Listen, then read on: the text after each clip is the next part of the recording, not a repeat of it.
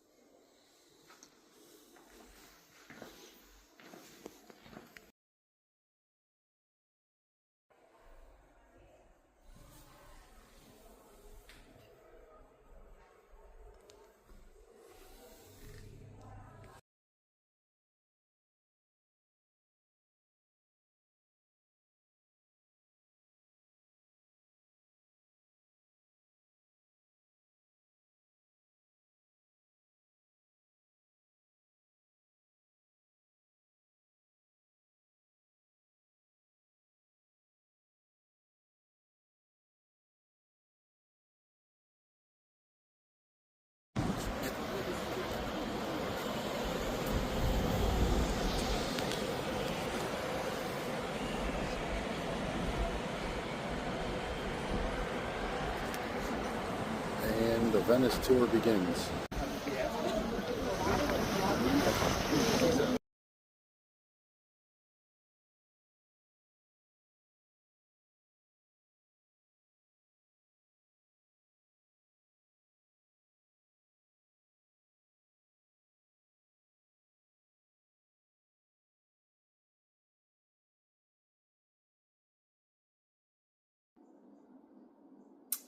Okay, quick summarization of the video clip.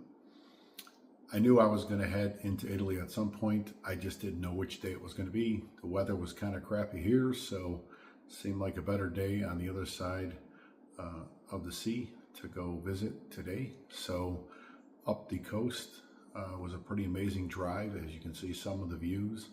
The seas got a little rough when the weather was hitting and kind of, I don't know, rained about 6 times all the way up there. It was an 8-hour drive up the coast all the way into Italy. It was only about a 6-hour drive back, but nonetheless, you can see the destination of Leopold's monastery was a pretty humbling visit, to say the least. I don't know that I've ever felt closer to my grandmother and to my mother than today, and especially since they've been gone. The weird part was, as I was walking up to the church, I could hear voices inside. They had just started Mass.